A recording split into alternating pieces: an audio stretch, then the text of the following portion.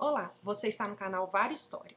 Hoje, em parceria com o Projeto República, iremos entrevistar o professor Newton Binhoto, professor titular do Departamento de Filosofia da Universidade Federal de Minas Gerais e pesquisador do CNPq. Atua na área de História da Filosofia com ênfase nos temas republicanismo, Maquiavel, liberdade e fundação. É autor de vários livros e artigos, entre eles Maquiavel Republicano, O Tirano e a Cidade, Origens do Republicanismo Moderno e As Aventuras da Virtude. Professor, é um prazer tê-lo conosco. Prazer é todo meu. Seu livro, Maquiavel Republicano, de 1991, mostra como esse pensador foi extremamente original ao pensar a liberdade, apresentando a política como a ação humana no tempo histórico, e não como desdobramento da essência eterna de um povo, rompendo com fundamentos metafísicos da tradição do pensamento platônico e cristão. Maquiavel fala da possibilidade do surgimento do novo, e o senhor demonstra como sua obra explicita a criação na história. Assim, na medida em que questiona essências eternas e privilegia o tempo, a mudança, a contingência e a criação, questões primordiais da teoria da história, não poderíamos falar também de Maquiavel historiador? Bom, a resposta é sim. E, curiosamente, eu publiquei um artigo há muitos anos atrás exatamente com esse título. Na verdade, a gente pode falar de um Maquiavel historiador em dois sentidos. Primeiro, porque ele foi, de fato, um historiador, seguindo uma tradição da Florença do Renascimento. Vários intelectuais da época escreviam a história da cidade. Muitos eram convidados para tanto, outros faziam voluntariamente. No caso de Maquiavel, ele foi convidado a escrever a história de Florença pelos Médici e o fez. Então ele é um historiador no sentido estrito da palavra, e ele, mais do que ter se lançado nessa aventura de escrever uma história, ele participa também de um movimento de renovação da historiografia do Renascimento que implicou, digamos assim, uma maior atenção às fontes primárias. Desde o século anterior, alguns historiadores, que hoje não são mais nossos conhecidos, é o caso de Tristano Calco, por exemplo, começaram a usar fundos de arquivo para escrever suas histórias.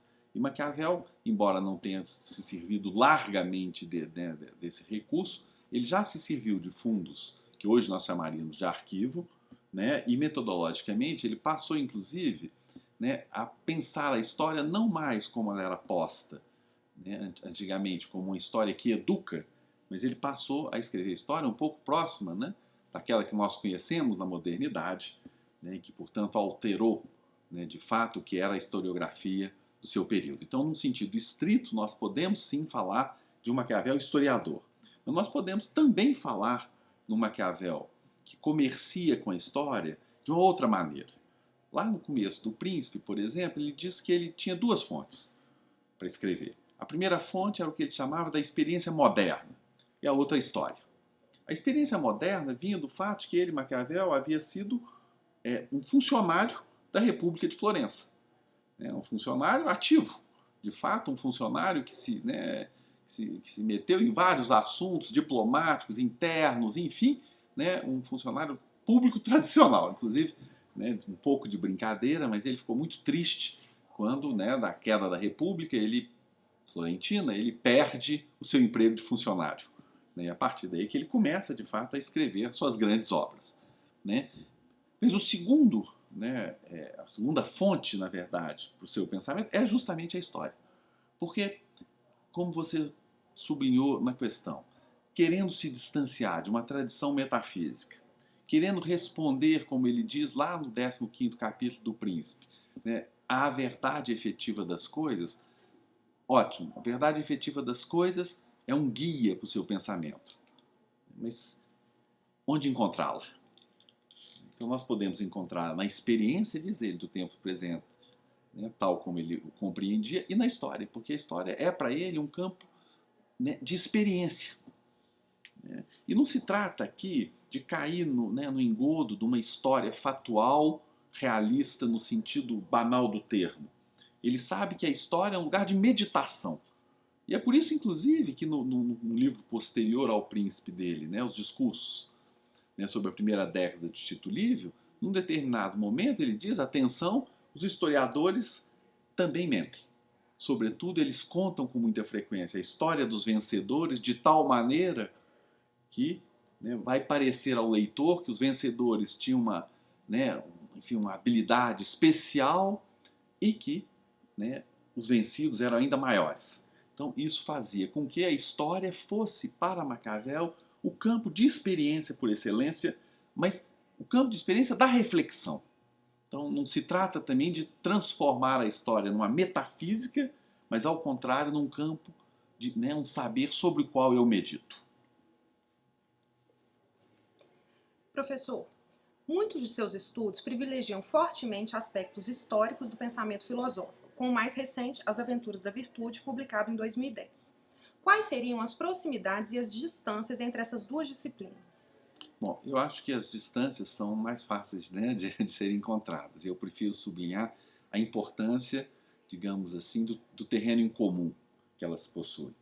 Sobretudo para quem se preocupa com o pensamento político, com a ética, enfim, um pouco à luz de Maquiavel, trata-se de saber, né, enfim, onde que eu posso colocar à prova minhas ideias.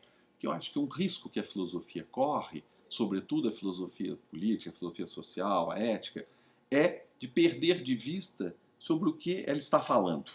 E a história fornece esse campo de experiências, como disse Maquiavel, né, a partir do qual eu posso, né, pensar nas minhas hipóteses e colocá-las à prova. Então, acho que a diferença das disciplinas, digamos assim, é própria das disciplinas, mas eu acho que fazer uma filosofia política, né, em especial, mesmo fazer uma história da filosofia, sem levar em conta o contexto, por exemplo, me parece, né, que causa mais problemas do que resolve. É claro que quando eu falo dessa maneira, eu estou tomando uma posição que é ela mesma uma posição filosófica. Né? Alguns autores vão dizer, não, se você vai examinar um texto de filosofia, por exemplo, do passado, basta procurar as suas articulações internas, fazer o que alguns chamam de uma leitura internalista. Eu, pessoalmente, acho que uma leitura internalista, enfim, por que não fazê-la, mas que ela se enriquece notavelmente quando ela é alimentada pelo exame do contexto. Ora, o contexto nada mais é do que a maneira de nomear o comércio da filosofia com a história. No caso específico, né, da reflexão política, algumas vezes é a história que vai na frente, não a filosofia. Muitas das vezes é a história que vai na frente, que nos mostra, né, os problemas. Basta, por exemplo, pensar no contexto dos anos 30, um pouco antes da guerra, né, em que são os historiadores que, em primeiro lugar, vão chamar a atenção para o que ocorria na Europa. A reflexão filosófica que vai se seguir, em grande medida, ela depende daquilo que diz os historiadores. E assim continua a ser. Pensando, por exemplo, no tema do totalitarismo, né, muitas das descobertas dos historiadores, por exemplo, Raul Hilberger, né, são essenciais para um filósofo político, né, para um filósofo que vai pensar a ética, né, prestar atenção no que de fato ocorreu.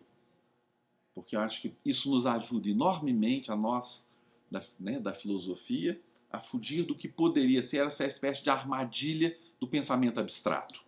Que é mais importante criar um sistema de pensamento do que olhar o real. Um sistema de pensamento, a meu ver, ele se ilumina justamente quando ele encontra o real. Quando ele pode aí beber no real, né, para tornar talvez mais compreensível para o próprio historiador aquilo sobre o qual ele trabalha, mas também para fazer que o filósofo, né, possa lidar com isso que Maquiavel chamou da verdade efetiva das coisas. É claro, e eu insisto sobre isso, isso é uma posição filosófica, né, uma tomada de posição, e que eu pessoalmente tenho procurado levar a cabo, tanto trabalhando com história da filosofia, no caso do Renascimento eu trabalho o tempo todo com pensadores do Renascimento, não só Maquiavel, mas outros, né, como Guido Chardin, Donato Gianotti, e com a história do Renascimento. Né, porque muitas vezes, senão, né, aquilo mesmo que eles fizeram se torna obscuro. No mundo contemporâneo é a mesma coisa. É preciso alimentar-se da história para fazer boa reflexão. E talvez, numa certa medida, também é interessante que a história, né, se sirva dos conceitos filosóficos para, né, digamos assim, cumprir, né, bem a sua tarefa, né, de iluminação, né, do tempo presente e também do tempo passado. Eu acho que é nessa interseção entre o passado, né, o presente e o futuro é que essas duas disciplinas se articulam, né, e se ajudam mutuamente. Professor, muito obrigada. Eu é que agradeço. Vocês continuem acompanhando o nosso canal.